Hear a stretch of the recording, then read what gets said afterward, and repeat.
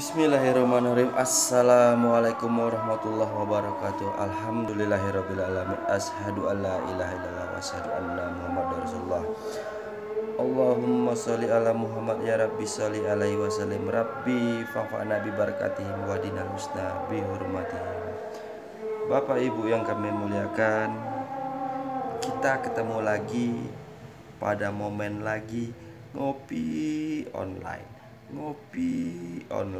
Nah, jadi kita ngopi online ini maknanya ngasah otak, pakai inspirasi, imajinasi, ilmu dan iman agar kita tidak tersesat atau disesatkan. Amin. But before, sebelum kita cerita, ngopi dulu.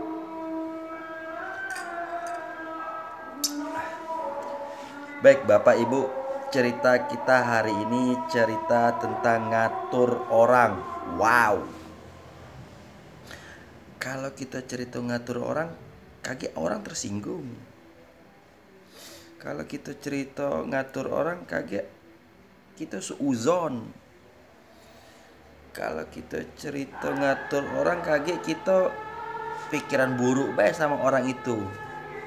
Iya, kalau kita ngobrol ngatur orang di warung kopi jalanan, kita memang bebas cerita karena kan kita ngobrol. Tapi kalau kita cerita ngatur orang di warung kopi kampus, itu ada batasan ilmiahnya. Jadi nggak akan seperti yang itu. Nggak bakalan suuzon, nggak bakalan memburukan orang, nggak bakalan menceritakan kejelekannya atau cerita tentang hal-hal yang tidak aib-aib dia. Nah, cerita mengatur orang. Jadi begini logikanya. Kalau di warung kopi, kalau kita cerita mengatur orang di warung kopi jalanan, ya seperti tadi ya. Tapi kalau kita cerita mengatur orang di warung kopi kampus, itu berubah kulit. Tetap intinya sama, tetapi kulitnya beda. Kok bisa? Iya, insya Allah. Dan saya bermohon kepada Tuhan yang telah memberikan pengetahuan ini dari guru-guru saya. Jadi kepada Tuhan saya berdoa, semoga guru-guru yang memberikan ilmu pengetahuan ini kepada saya dapat diberikannya kemudahan atau manfaat ilmu ini bagi dia dalam kehidupan hari ini dan selanjutnya. Amin.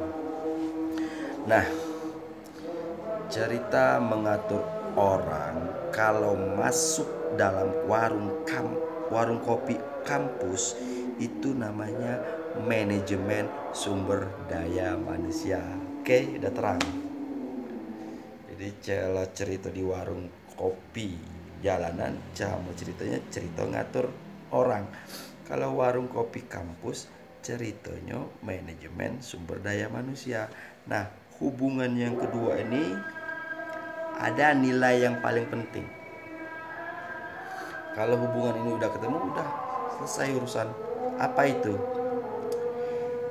Mengatur orang dan manajemen sumber daya manusia ini memiliki makna yang sama, tapi tujuannya cuma satu: manusiawikan manusia, muliakan orang.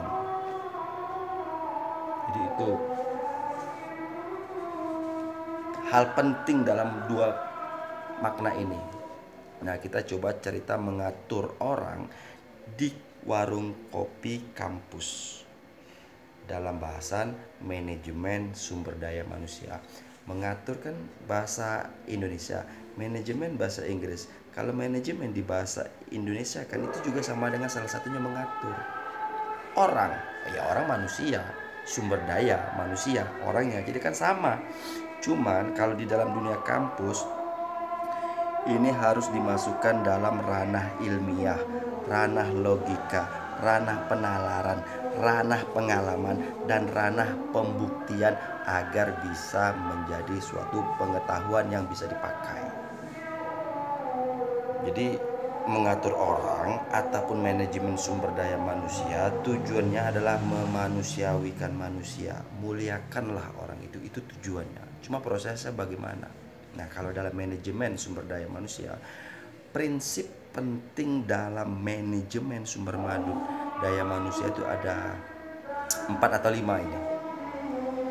Jadi kita ngobrol berangkat dari kegelapan mengatur orang, ya pasti ada negatif, pasti ada negatif. Tapi kita ambil yang positif menjadi bahasa manajemen sumber daya manusia.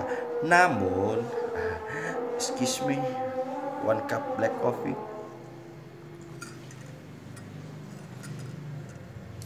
Namun prinsip manajemen sumber daya manusia itu begini. Kita lihat dulu, manajemen sumber daya itu kan adalah mengatur orang untuk mengerjakan sesuatu.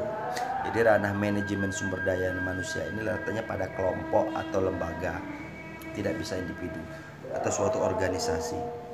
Ya, apapun itu perkumpulan yang memiliki struktur organisasi, dia tidak terlepas dari manajemen sumber daya manusia.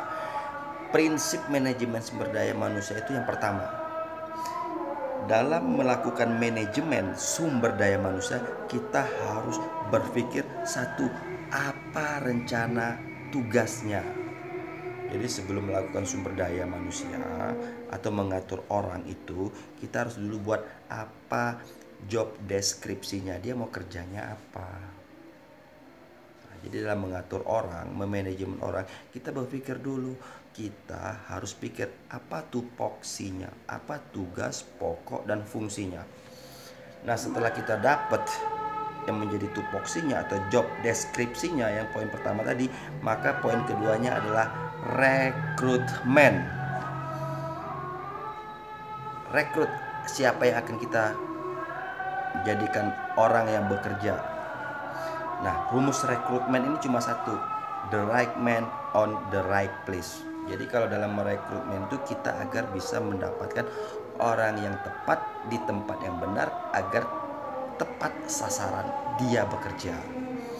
Nah, kalau sebaliknya ya kita tahu lah ya, tapi ya makanya itu pentingnya rekrutmen itu, kita agar bisa melihat orang yang tepat untuk menyelesaikan apa yang sudah kita buat rencana tupoksinya.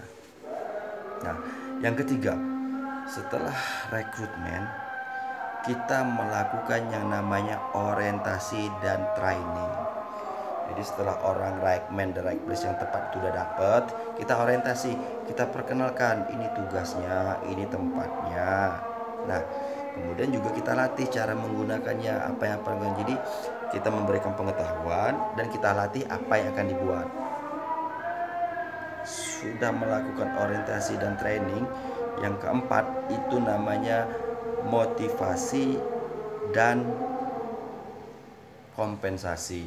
Jadi dia sudah diarahkan, sudah dilatih, kita beri motivasi, jangan lupa kompensasinya. Ya, ini kan kita tadi mengatur dia harus bekerja, ini tentu sudah kita pikirkan gajinya.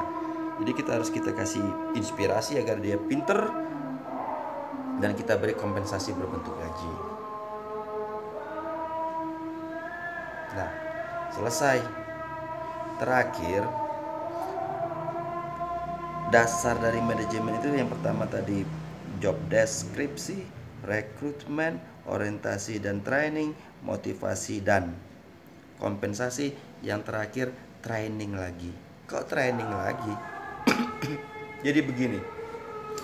Jadi misalnya ini ceritanya di awal tahun, kita buat daftar pekerjaan atau rekrutmen. Kemudian kita buat job description dan kita buat rekrutmen. Kemudian setelah itu kita rekrut, kita beri arahan dan training, dan kita beri motivasi dan latihan dan melakukan selanjutnya dalam 1 tahun itu dia bekerja. Nah, tadi poin 5-nya kok training lagi? Iya. Tapi sebelum ke training itu sebenarnya ada satu lagi, seperti kayak hiburan sebenarnya. Jadi sudah di job desk, rekrutmen, orientasi dan training, motivasi dan kompensasi. Terakhir bukan training, terakhir yang kelima adalah seperti reward lah, penghargaan. Jadi yang kelima ini adalah bonus. Kenapa dia diberi bonus? Supaya kalau ya ini kan kerjanya bagus ya, supaya dia memiliki kesegaran. Karena kan 1 tahun udah jenuh nih kerja nih, dia dikasih liburan. Namun dalam pelaksanaannya orientasinya kita ulang lagi dari awal. Setelah dia melalui liburan, kita arahkan lagi, kita lagi latih lagi, tapi dengan target yang 2 kali lipat. Dan lakukan motivasi, lakukan kompensasi, liburan lagi, buat lagi pelatihan untuk target yang lebih tinggi. Itulah dasar dari manajemen sumber daya manusia. Jadi ada kesamaan tadi dengan mengatur orang supaya tidak kita berpikiran negatif. Jadi mengatur orang itu kita harus membuat apa yang diatur. Nah, jadi itu. Jadi kalau kita mengatur orang di warung kopi jalanan, tentu ceritanya pasti yang negatif dan interrogatif. Tapi kalau kita bawa cerita mengatur orang di kampus, warung kampus online, itu biasa kita harus buat yang dapat nilai positif, karena ada pengetahuan di situ kan. Kampus kan tuh membedah pengetahuan, jadi kita bisa memberi pendapatan, pemahaman, pengetahuan tentang cara mengatur orang yang biasa dikenal dengan ilmu manajemen sumber daya manusia. Nah, satu lagi tips untuk melakukan mengatur orang atau manajemen sumber daya manusia. Pertama, caranya kalau orang itu pinter, maka ngaturnya dengan cara kita kasih wewenang. Karena kalau orang pinter diarahkan, dia biasanya nggak suka karena dia udah paham. Jadi kita harus tahu dia tuh pinter tuh, makanya kita harus kasih wewenang. Tapi kalau orang yang kita suruh itu orangnya tidak pinter, pengetahuannya sedikit, maka strateginya beri komando, diperintah. Karena dia nggak pinter, dia nggak tahu ya, kita kasih arahan, 1 ini kamu gini, 2 kamu begini. Tapi kalau orang pinter kasih bagaimana caranya buat ini, dia udah bisa. Nah, kebanyakan orang itu setengah pinter dan setengah tidak pinter. Strateginya separuh komando, separuh wewenang. Jadi didelegasikan, separuh yang perintah-perintah, separuh dikasih dia kewenangan untuk melakukan itu. Jadi itu cerita mengatur orang ya. Kita cerita ini cerita warung kopi. Kalau ada kesalahan, kekurangan, hampura mohon ampun. Tapi kalau ini ada memberikan pencerahan dan kejernihan dalam menjalankan hidup, alhamdulillah. Baik Bapak Ibu, kita nanti ketemu lagi cerita ngopi-ngopi online yang lainnya. Terakhir ngopi dulu Bapak Ibu. Semoga bermanfaat. Bila taufik wal hidayah. Wassalamualaikum warahmatullahi wabarakatuh.